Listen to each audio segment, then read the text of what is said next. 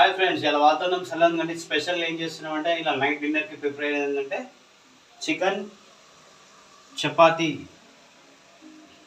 చపాతీ చేస్తున్నాము. నిన్న నుంచి 2-3 రోజులు వర్షాలు పడుతున్నాయి. ఈరోజు డిన్నర్లో ప్రిపేర్ చేసేది అది చికెన్ చపాతీ బగారా. మీకు మొత్తం ప్రిపేర్ అయిన తర్వాత ఎలా ఉంటుందో చూపిస్తాను. వేసుకోవాలి ఒక స్పూన్ కంటే కొంచెం ఎక్కువ వేసుకోవాలి పసుపు. దాని తర్వాత కొంచెం అల్లం వెల్లిగడ్డ పేస్ట్ వేసుకోవాలి. కలుపుకోవాలి. ఇలా మంచిగా కలుపుకున్న తర్వాత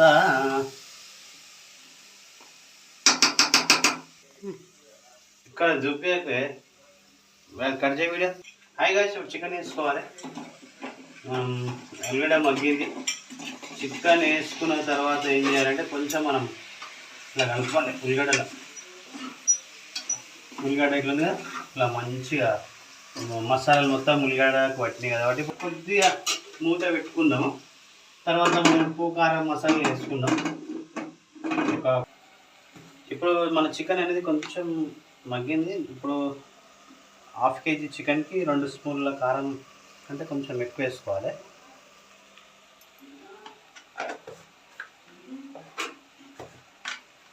కొంచెం సాల్ట్. ఇప్పుడు మనం గరం మసాలా వేసుకోవాలి. ఇప్పుడు మనం దిల్ బహార్ మసాలా వేసుకోవాలి.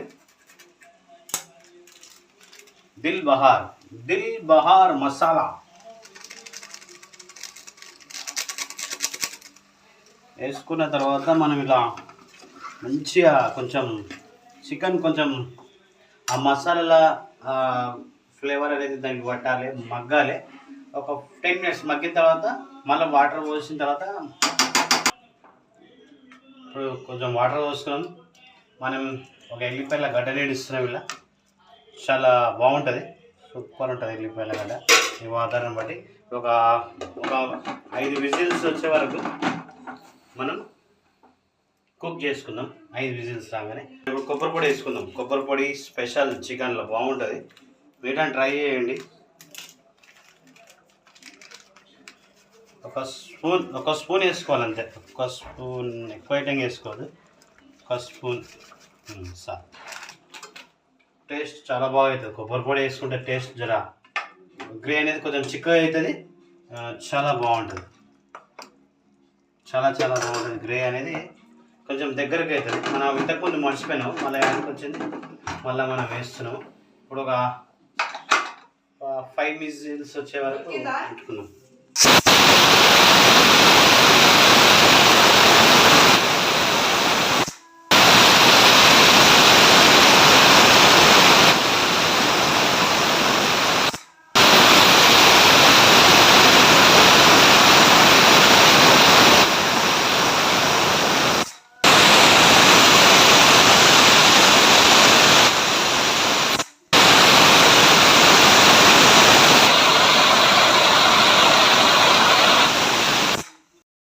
చికెన్ బగారా చపాతీలు రెడీ అయినాయి. బయట వాతావరణం చల్లగా ఉంది. చల్లగా ఉన్నందుకు ఈరోజు మేము సండే చేస్తుంటే ఈరోజు స్పెషల్ ప్రోగ్రామ్ అది. ఎల్లిపాయల గడ్డ ప్లస్ చికెన్ ఎలా ఉందో మీకు టేస్ట్ చేసి చెప్తాను.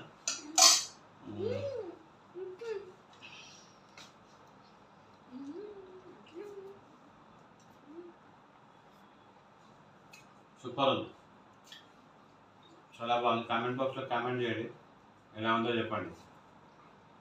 లైక్ చేయండి, సబ్స్క్రైబ్ చేసుకోండి.